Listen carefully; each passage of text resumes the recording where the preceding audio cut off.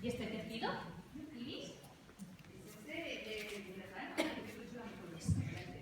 ¿Y este es para la cara? Curiosa. Debe estar extranjeros incultos. ¿No conocéis el iris? Mi marido lo ha traído de tierras muy lejanas.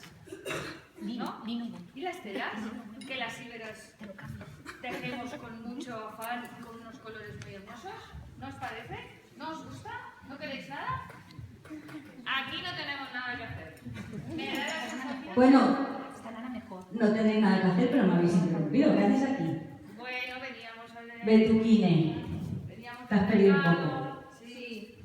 Clara, yo creo que la última vez de conocer los jornales allí en Kelly, que la chena arribaba y decía, no, le enseño, pero allá, y esto se acaba de quedar a mí, y yo le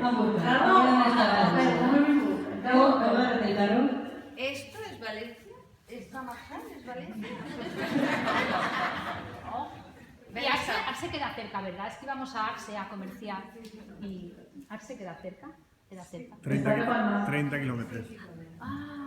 ¿Eso cuántas jornadas son? ¿Extranjero? Yo sé dónde está Arce, pero no sé cuántas jornadas.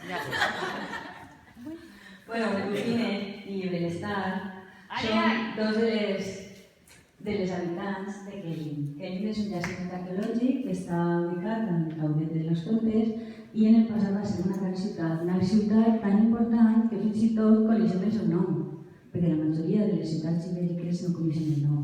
Per què el coneixen? Perquè emetia moneda, d'acord? A partir de les excavacions que s'han fet en Kelly. Gràcies. A partir de les excavacions que s'han fet en aquest jaciment, des de l'any 2005 estem recreant experiències per connectar a les persones d'ara amb les persones del passat. Entrar a un jaciment arqueològic, ja ho hem dit, si no eres expert costa un poquet entendre, però ahir al final són ciutats, són cases, són poblats on vivia la gent, on hi havia interaccions, hi havia amor, hi havia molt de treball i aquest vincle i la gent són els espais i els objectes. Els personatges els que ens ajuden és a entendre aquests objectes i aquests jaciments, que normalment el que passa és que tant en els jaciments arqueològics com en els museus, tant els objectes com els escenaris estan descontextualitzats. A partir de les tècniques dramàtiques podem conjugar objectes, escenaris i persones. Les persones... Com creem els personatges? Els personatges els creem a partir de lo que sabem, de lo que ens diu l'escenari, de lo que s'ha trobat. Si en la casa de Betuquine s'han trobat àmfores de vi,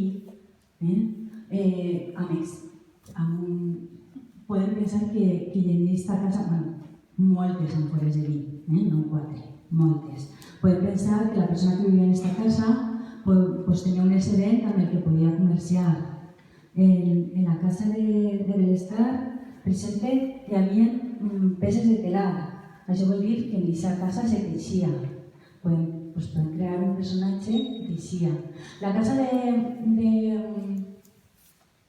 Belestar està a mitges, perquè s'ha reconstruït per a reconèixer les tècniques constructives, aleshores van crear el seu home, Sossin Tucker, que a banda de tindre ramat, a banda de tindre ser agricultor, de viure de lo que dona la terra i els animals, també és constructor i ens explica les tècniques constructives. Ho tenim per ahí. Bueno, no, espera. Sí. En la casa de Betuquine, a banda de tindre les àmfores de vi que ens han servit per a crear el personatge del seu home, sempre partim de les dones, no sé per què. Pues tenim, hi ha un forn i normalment Betuquine, el que explica, interactua amb la gent, parla del menjar, que és això tan important, i el menjar es porta també al paisatge, perquè si estem treballant en el blat, la farina, estem estem parlant també de que el paisatge no és com era abans. Normalment aquests personatges també, clar, quan ens posem en el lloc de, hem d'interactuar també amb el quan i el com. Quan Betoquina parla amb la gent que ve a visitar-la, la casa està completa. Té el terrat, té les parets, i si la gent s'acosta i està en una part en la que sembla que hi ha un mur, que no hi ha finestres, Betoquina no s'entera. El que fem és recrear, reconstruir en la imaginació i amb objectes, amb personatges, com podria ser la vida en el poblat.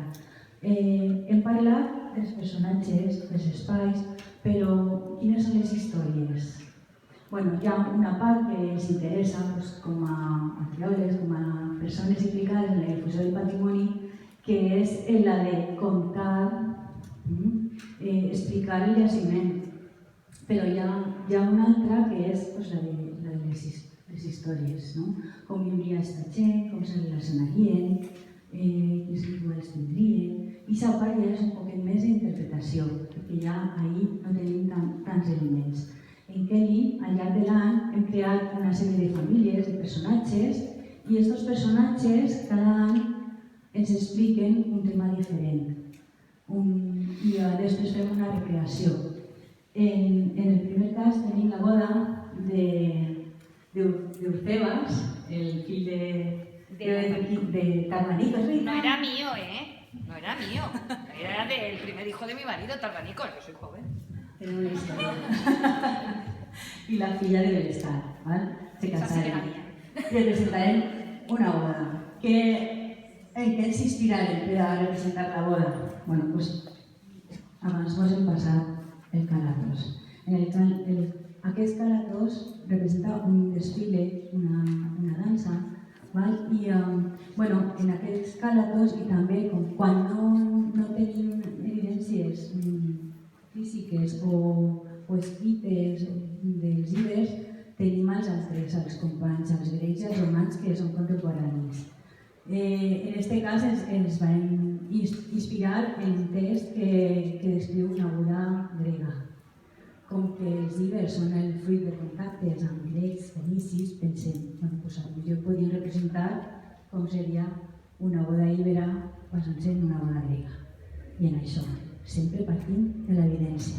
Passa també i podeu veure.